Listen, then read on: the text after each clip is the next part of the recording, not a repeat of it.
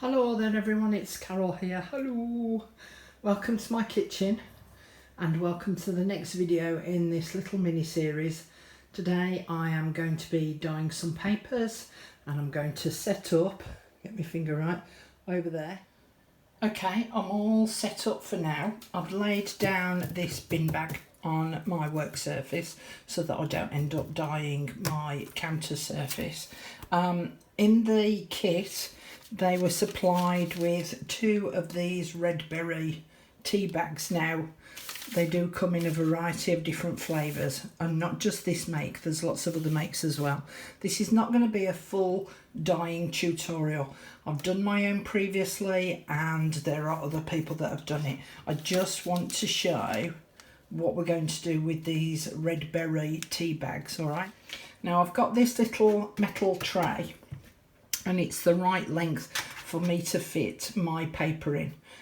It'll fit in easily widthways. I've used in the past metal tins that, you know, the disposable ones. Now I am going to talk to you about a couple of things in a minute, but I just want to do a little bit of setting up. Now I'm just going to put a little bit of water in this tin. I'm not going to put too much in because I'm only going to use 1 tea bag. Now if you carefully open up these tea bags, and I'm just going to snip across the top there with my scissors. Let's just see if I've opened it up right. You could actually use these as a little pocket in your journal as well. And take the tea bag out. There we go. So as I say, I'm only using 1 tea bag in this, and so therefore I don't need as much water. So I'm just going to let that steep in the hot water for now, and I'm also just going to switch my oven on, so bear with me a minute because I don't want the oven on for too long. It's too hot, it's too darn hot. Okay, now whilst that is steeping and whilst my oven's warming up, I'm just going to put this to the side, and as you can see, look, it's already starting to come out. Red berries, it'll be a red dye. That was a cunning little laugh, Carol. Okay, so these are some frequently asked questions about tea dyeing, coffee dyeing papers. What paper can you dye? Whatever you want. Now in this instance again, because of this actual kit that we supplied, I'm going to be dyeing this manuscript paper, a couple of the book pages that were included with the kit, these 2 postcards, the bags I'm going to come on to in a moment. There was some lace. Now I bought down the lace that was in the kit, which is a nylon lace, but I've also bought down some cotton lace from my own supplies, and then I've just got ordinary copy paper, just cheap and cheerful copy paper. You can dye whatever you want. You know, you can dye doilies, you can dye your envelopes. Have a play. That's the whole point of these things, is for you to have a play. It's not a recipe, you know, like you're baking a cake. So, temperature of your oven, talking about baking. Now, I get asked this one a lot. I don't know what temperature your oven should be at, because your oven is different to my oven. Yours could be gas, it could be electric, it could be fan assisted. What I would suggest is that you try a low to medium heat. So it's all a bit trial and error. Don't have it on too high and don't leave it alone, because then the other question I get asked is, how long do I leave it in the oven for? Well, again, that will depend on your oven. If it blasts out the heat, if it's fan assisted, it'll work quicker. Now, you're not talking about baking a cake and it being in there for 25 minutes. We're talking a minute. You know, if your oven's warm, it'll take a minute or less, or 1.5 minutes. There's no set length of time that it needs to be in the oven. You just need to keep an eye on it, see how it goes, make a note of roughly how long you've left it in there for, and you get an idea. But as I say, there's no set recipe for this. It's all trial and error and having a little bit of a play. The other question I get asked is, do I iron my papers? Well, it depends on the look that I want to go for. But normally what I do with mine is once I've taken them out the oven and they've cooled down, I put them in a plastic wallet that's got a popper on it. And because I do so many, I can get quite a few pieces of paper in there, and by the time I've put the popper down on it, it kind of suctions them to go flat. Now, they're not perfectly flat.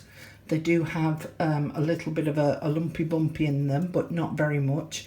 But at least leaving that sort of bit of texture within the paper, it helps to make that lovely crinkly sound that we all like. If you iron them, and that is entirely up to you if you want to, then you won't get that same crinkly sound. All right, so again, personal preference. The other one I get asked, avocado stones.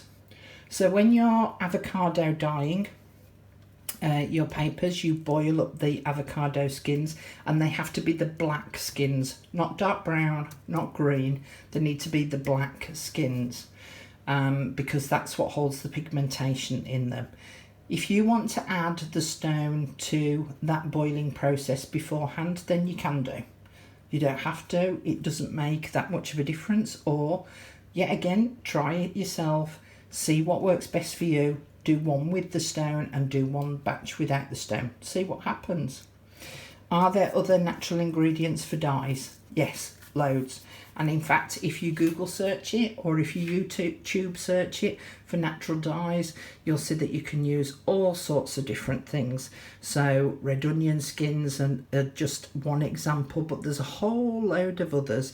And I know that many will no doubt list in the comments what they've used in the past. But as I say, this isn't a dyeing technique video. All right, this is just to show you about this particular one with these particular tea bags that I'm using. All right, so I hope that that answers a few of your frequently asked questions. I'm now going to go get onto this process.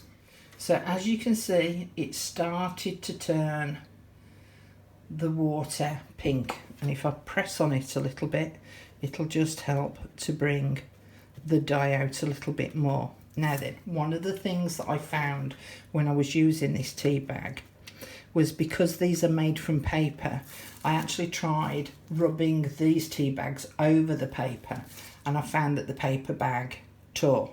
So what I've decided to try instead, and it'll be like a double whammy now, is I'm going to sit the tea bag inside these tea bags that I bought. Now these are like a fabricy type, and then I'm going to sit that in there, right? And then I'm also going to sit that in the water as well.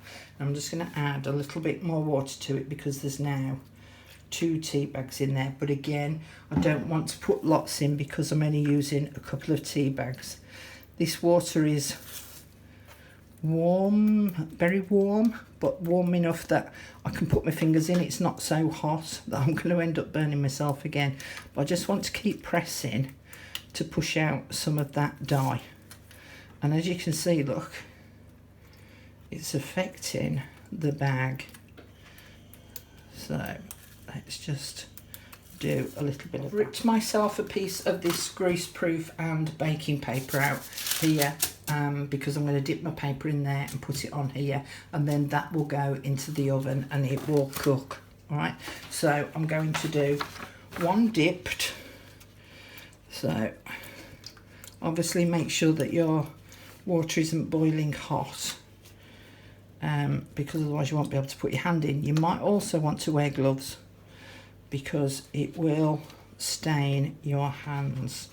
All right, so I'm just going to immerse that in there and then put that on my greaseproof paper.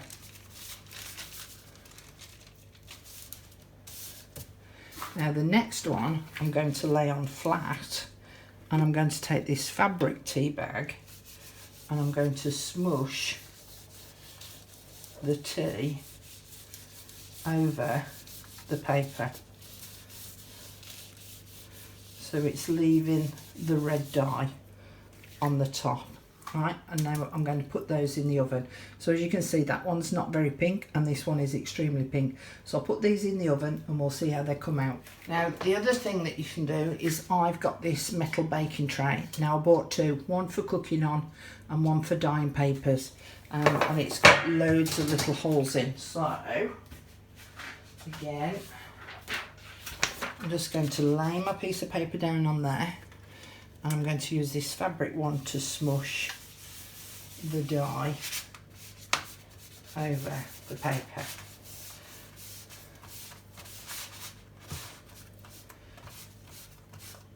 And then I'm going to turn it over and do the same on the other side because I want both sides to have the dye on.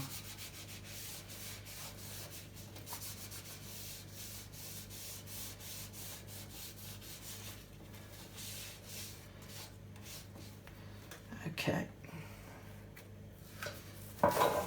And at the same time, I'm going to dip my lace in here, both the cotton and the nylon, and we'll see what effects that creates. Now nylon shouldn't absorb the dye very much because of the materials it's made with. In fact, to tell you what, let's lie it across like that. Let's see what happens. And then I'm going to get this one and I'm going to lie that one across there, and we'll see what happens. Okay, so I'm going to pop them in the oven. Now, because it's such hot weather at the moment for us here in the UK, what I can do is I can immerse these and I don't have to put them in the oven. I can lay them out on the side, and on my other counter over the other side I've laid another bin bag down. So I'm just taking off the excess and I'm going to lay it down, and I'm going to take a piece of paper and immerse that.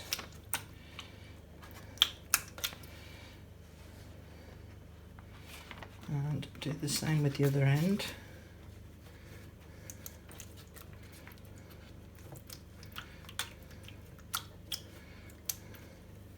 Again, just let that excess just drip off.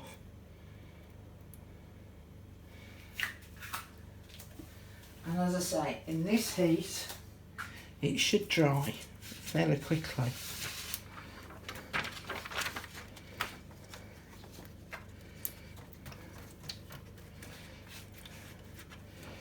So we'll do this book page. And sometimes you just have to wait for the water to get into the fibres of the paper.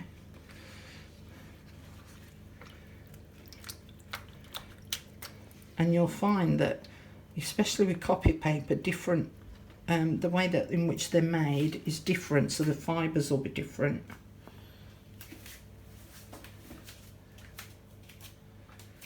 And then I just want to dip dye this bag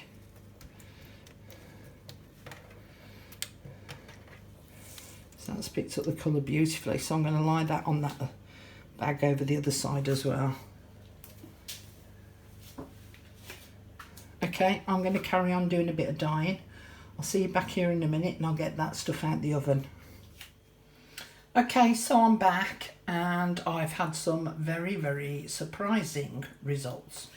Now then, this little lot of papers I did last week, and if I give you a bit of a close-up, can you see that they kind of look greeny, bluey, purple? So there's little like purple sections here, but otherwise the overall is green and blue. So I've already folded these up into some form of signature, and they're all sort of greeny colour, done with exactly the same tea bags. So that was one selection of papers, and as I say, I did those last week. Now for the ones that I've shown you on video today, that was the one that I dipped in the tray and then put it in the oven. Now this has come out sort of a browny colour with a little hint of purple in there. So there's no pink at all. And I knew that when I was dipping the tea bags into the water and it was coming out pink, I knew that it wasn't going to turn the paper pink. It turns it sort of a greeny colour. Unusual that, eh? Now then, I also, this was the dictionary page, and again this was one that I dipped into the tray. It turned it greeny blue again, but I waited for it to dry, and then I took the tea bag and I just dripped droplets on it, and as you can see, the droplets have gone kind of pink, which is a bit unusual, sort of a pinky purple colour. So really unusual. And then the music paper went a kind of blue with some hints of purple in it. So sort of a turquoisey blue with some hints of purple in. Now I realise that the camera might not be picking up the colours as I'm actually seeing them in person, but it amazed me that red berry tea bags does not produce pink paper. Now the index cards, I ended up placing these on that metal tray, and I also waited for them to dry and then dabbed the tea bag on top, so that's why it's looking a bit splotchy on this one.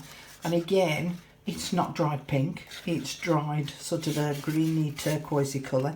This one's gone a bit brown, so you can see the difference in colour.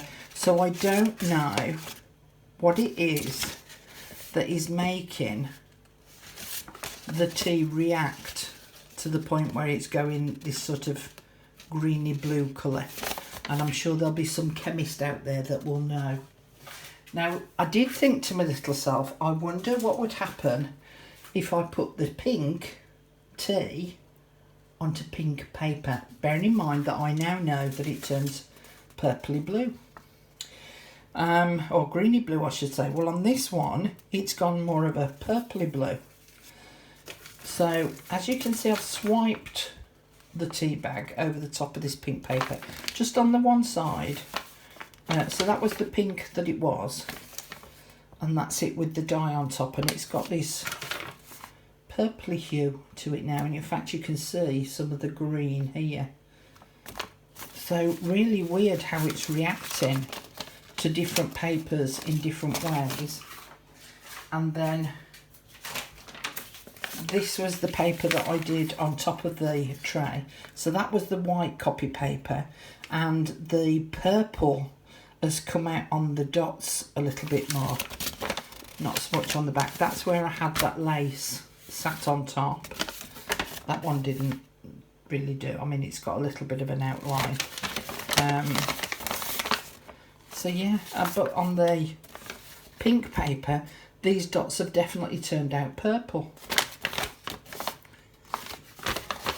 Strange stuff, strange stuff. Now, the other technique that I tried, and I've shown this on another video, and I'll put the link to it in the description box down below. I've talked about this wallpaper, and here in the UK it's called anaglitter, so it's textured wallpaper, and this was the area where I'd been putting inks and sprays on top of there, so there is some metallic on there as well. So I decided to swipe over this wallpaper with the tea bag, you know, the one in the fabric tea bag cover. Well, this is how they turned out. So this was it on the white, and it has picked up some of the metallic that was already on there, and this is what it looks like on the pink. So no kind of colour as such, but almost like a watermark on the paper. The white has got a little bit more colour to it, but still more like a watermark on it. But I thought that those turned out really interesting. Now, the last surprise that I've got was the lace and the tea bag cover itself.